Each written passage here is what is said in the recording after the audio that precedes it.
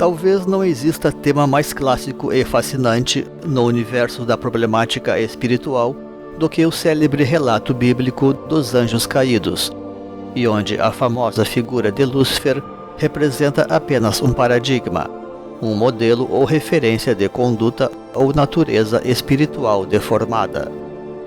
Como explicar, por exemplo, a realidade de supostos curadores religiosos ou filósofos, tal como políticos, videntes ou esoteristas, que arrebatam multidões e modificam a miúde o próprio curso da história dos povos, mediante toda uma linha de conduta tortuosa, egoísta e fraudulenta. Trata-se, afinal, de tema que nunca perde a atualidade, porque os desvios e descaminhos são fatalidades quase tão presentes na vida humana como o ar que se respira. Cabendo fazer, contudo, nisto, certa distinção entre o verdadeiro luciferismo, com toda a sua carga de fraudes e simulações, daquela demonologia mais vulgar e agressiva, tal como de outras correntes mais marcadas pela astúcia e pela manipulação. Como demonstramos melhor no podcast Satã, Lúcifer e Diabo, as três faces do mal, onde os principais aspectos das trevas são analisados, com link aqui nas descrições. O foco do presente trabalho será então apenas o luciferismo, reunindo as práticas da fraude e da usurpação, e que, em última análise, também pode resultar a mais perigosa por ser a mais sutil e enganadora, tal como a mais espiritual delas, por assim dizer. Porém, para chegar a isto, devemos começar pelo início, isto é, saber de onde surgem e como acontece destes personagens chegar finalmente a ser quem são, com toda a sua carga de fraudes e de desvios, no caso, a partir dos próprios caminhos espirituais correntes. Afinal, o cerne do nosso assunto diz respeito ao sagrado, ou antes, aos desvios do mesmo. É isso o que significa, pois, o clássico drama de Lúcifer, o anjo caído. Depois da nossa vinheta. Deixe o seu like, inscreva-se, ative o sininho e compartilhe. As pessoas se perguntam muitas vezes, especialmente diante das grandes desgraças pessoais ou coletivas, onde andam os mestres, os guias, os protetores, enfim, onde está Deus, afinal, que não ajuda a humanidade nessas horas mais difíceis. E a resposta a esta recorrente questão poderia até surpreender um pouco, ao mesmo tempo em que facilmente se verifica o quão lógica e óbvia ela pode chegar a ser. E a grande realidade é que Deus realmente age, de forma estratégica e pontual, nas pequenas e nas grandes coisas, e de muitas formas. Contudo, existem, por um lado, formas corretas para Deus atuar, isto é, as forças da luz, e não se permitir infringir certos limites que afetariam a liberdade que os próprios planos divinos devem por força proteger. E por outro lado, o fato é que também existe toda uma ampla rede de resistência organizada para obstaculizar este auxílio providencial. Uma rede bem complexa e também muito antiga em nosso planeta, relacionada à própria evolução espiritual da humanidade e seus refugos ou desvios, para além, portanto, de todos os obstáculos que a humanidade mesma pode chegar a interpor às coisas sagradas através da sua própria ignorância, ingenuidade ou preconceitos. Estamos falando, pois, de problema que começou muito cedo, ou pelo menos teve já muito tempo para se desenvolver, uma vez que os dilemas de bem e mal são coisas deveras antigas, considerando inclusive que os primórdios da espiritualidade no planeta eram bem menos providos de ética e de humanidade que os atuais, tal como pode ser depreendido já a partir do próprio estudo das religiões históricas. Naturalmente, poderíamos tratar do tema sob muitos enfoques, incluindo a chamada poluição astral, que dificulta a comunicação do ser humano com os planos espirituais. Cabe-nos ater, porém, naquelas formas mais ou menos especializadas de comportamento fraudulento que tradicionalmente estão relacionadas ao luciferismo. Certamente, os casos dos anjos caídos envolvem sempre um histórico de esforços pregressos mais ou menos legítimos nos caminhos da espiritualidade, mas onde já se poderia observar a miúde atitudes erráticas aqui e ali, tal como uma vocação imprecisa e misturada, assim como toda uma formação espiritual deficiente. Acontece também da cepa dos autênticos servidores da luz nunca ser coisa muito abundante na Terra, e os mentores necessitam poder contar com quem está disponível na ocasião, para buscar influenciar as sociedades em evolução. E eis então que estes mentores podem, por simples falta de alternativas, chegar a investir em canais imperfeitos.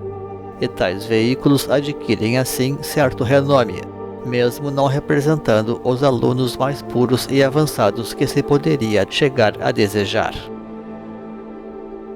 E será sobre esta mesma base de reconhecimento público e de serviços prestados que essas pessoas, possuidoras de certo passado respeitável, podem terminar por sucumbir à sedução pelo prestígio e pelo poder, para assim começar a alavancar todo um destino de fraudes e de desvios, ameaçando eventualmente os próprios rumos de uma sociedade. E isto pode acontecer já no contexto da iniciação, quando o buscador começa a despertar certos poderes e, com isto, vislumbra a possibilidade de optar entre dois caminhos, um mais puro e virtuoso de renúncias e de sacrifícios, e outro mais mundano de prestígio e de poder. Nada o obriga a tomar um ou outro caminho, porém representa uma tentação ao iniciado projetar-se no mundo para obter ainda mais poder, mesmo porque a alternativa seria uma jornada de perigos, sofrimentos e incertezas dentro daqueles caminhos espirituais mais avançados, tal como foi o caso de Jesus quando se retirou ao deserto por 40 dias, para se preparar para a sua missão, e a certa altura é tentado pelo diabo a ser rei e senhor de tudo. O iniciado obtém uma visão em perspectiva das suas possibilidades gerais.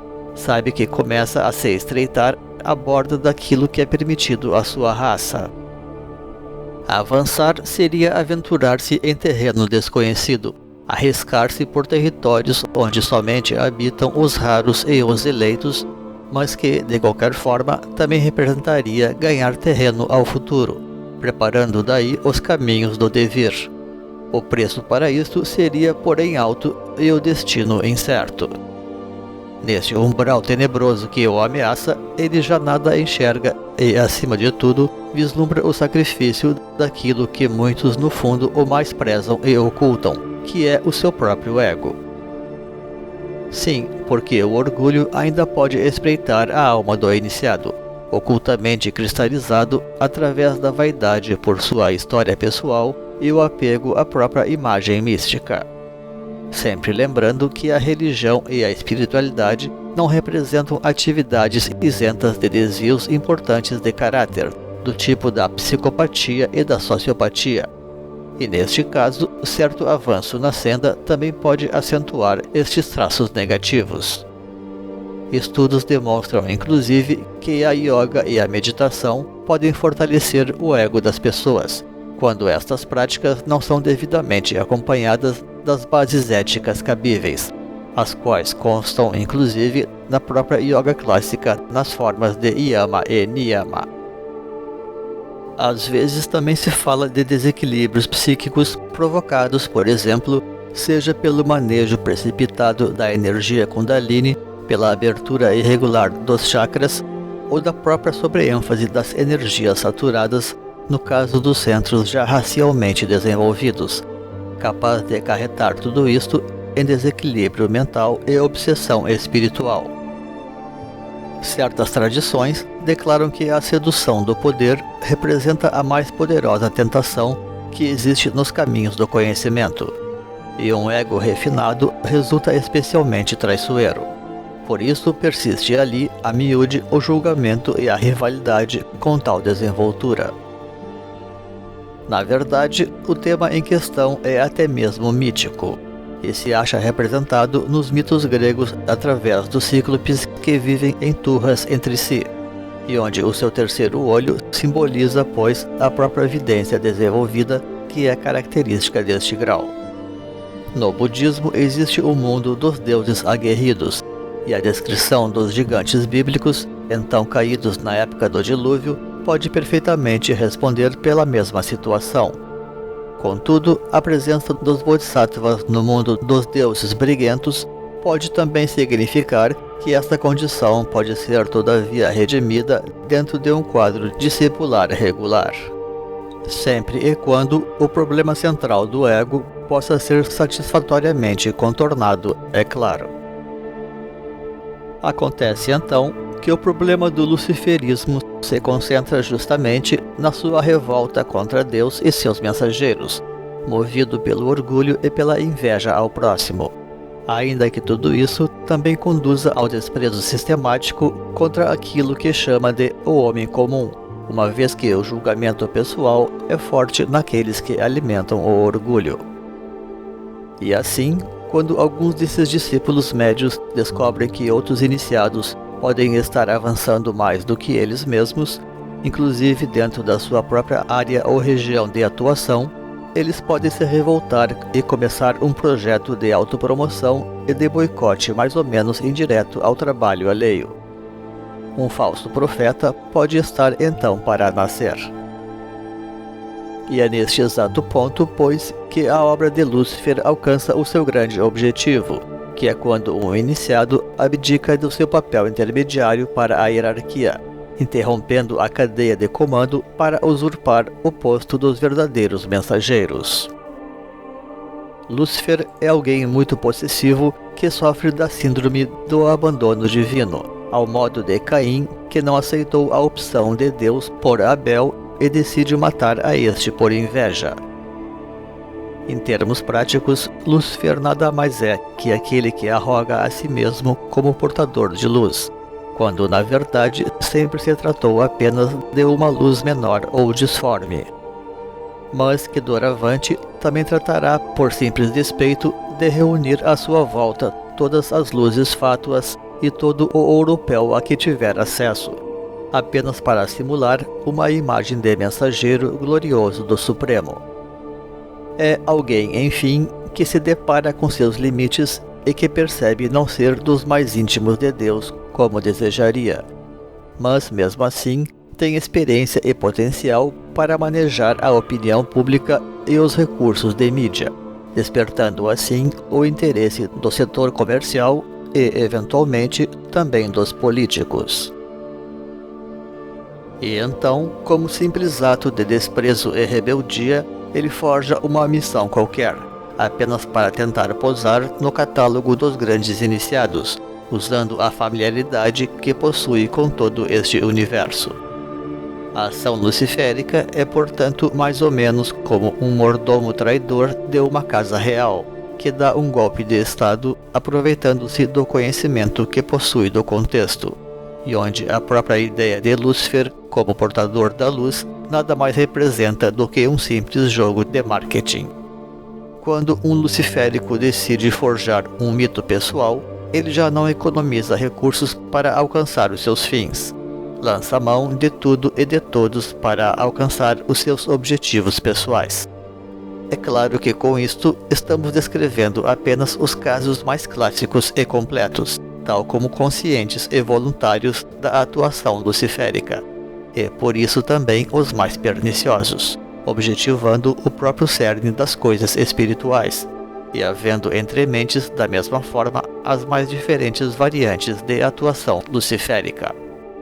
A palavra dos verdadeiros mestres costuma ser austera e desafiadora, porém os luciféricos podem até demonstrar alguma austeridade para cativar a fé pública, mas suas mensagens lavadas são como um purpurri para todo gosto, a fim de cooptar o público mais amplo possível.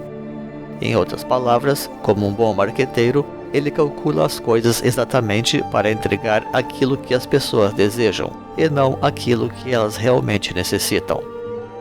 O palco natural de atuação do luciferismo é obviamente então a própria espiritualidade, que representa um meio propício para grandes enganos e ilusões. Por isso se fala das hostes de Lúcifer, uma vez que seus instrumentos são com efeito legião. Não obstante, todo o projeto de Lúcifer é, da mesma forma, elitista e sectário, seletivo e imediatista. Nem todos os seguidores dessas seitas são realmente luciféricos ou conscientes dos propósitos ocultos do seu mentor, ainda que em tempos materialistas como os nossos, é fato que o anarquismo espiritual e a iconoclastia atraem verdadeiras multidões, descontados, pois, os erros a que está sujeito o próprio atavismo espiritual. Lúcifer é um enganador, e para alcançar isto ele precisa simular uma imagem angelical. De fato, ele foi um anjo, por assim dizer, mas caiu da sua posição. Por isso, dos 3 seres trevosos do Apocalipse, ele é o falso profeta, que é também o próprio Anticristo. Acontece que, ao avançar pelos caminhos trevosos e realizar pactos tenebrosos como vender a própria alma às forças sombrias, na prática estes anjos caídos procuram usurpar a função daqueles altos iniciados do governo oculto do mundo, os quais, por serem autênticos renunciantes, não possuem maiores recursos físicos hábeis para se manifestar com plenitude, tal como anunciou Alice Bailey a este respeito. Daí também a ideia do Anticristo, o usurpador por excelência. Religiões inteiras têm sido edificadas sobre pseudo-hierarquias e emulações de mitos e tradições.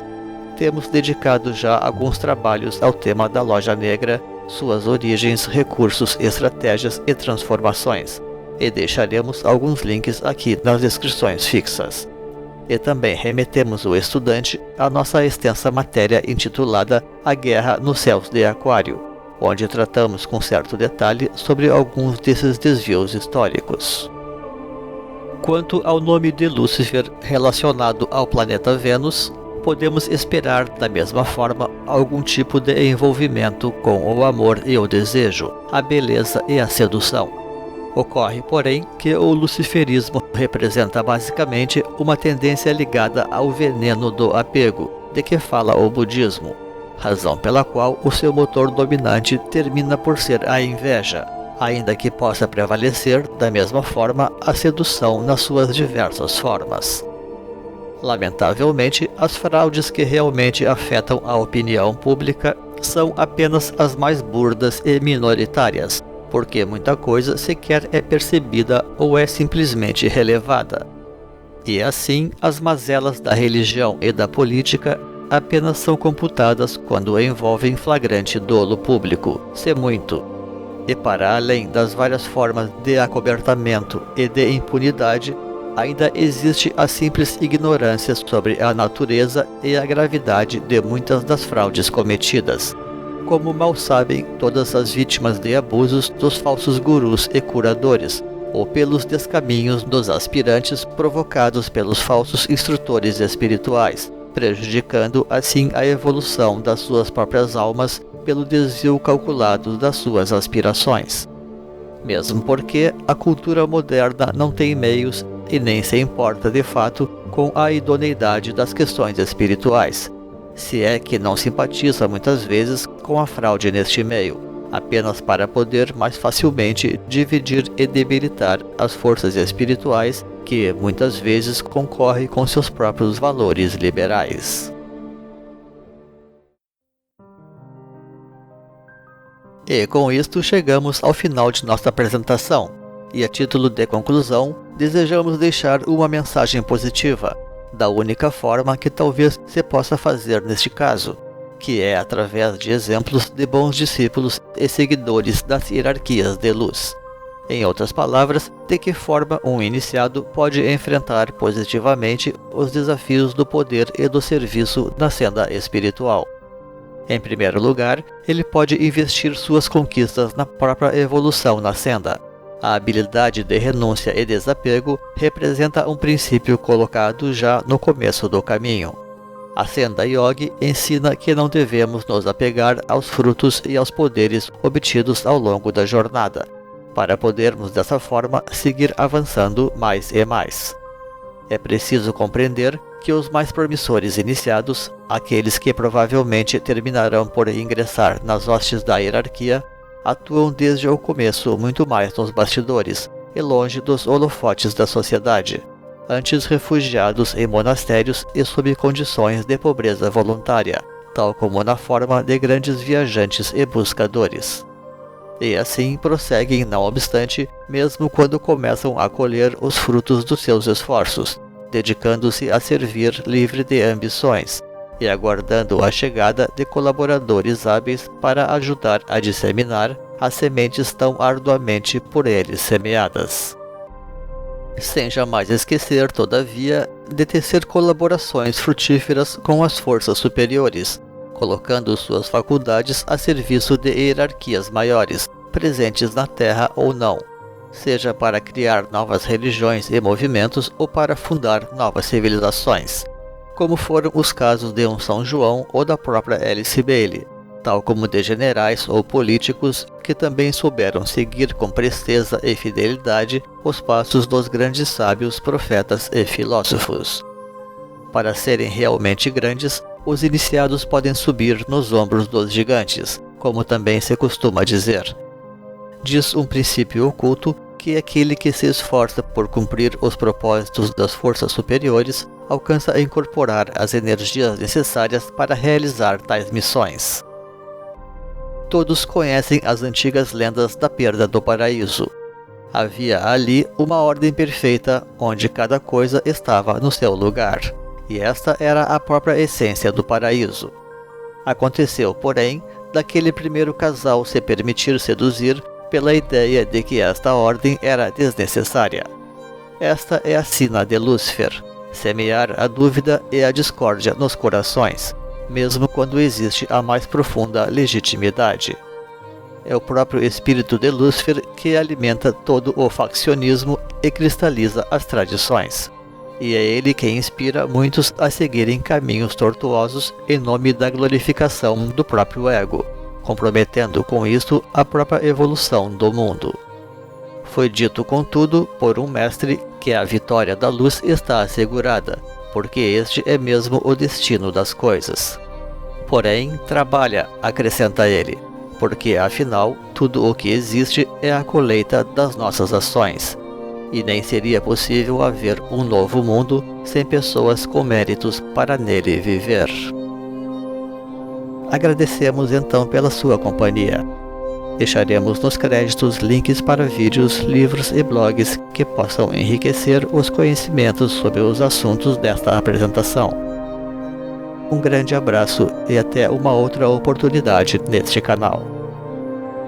Pax.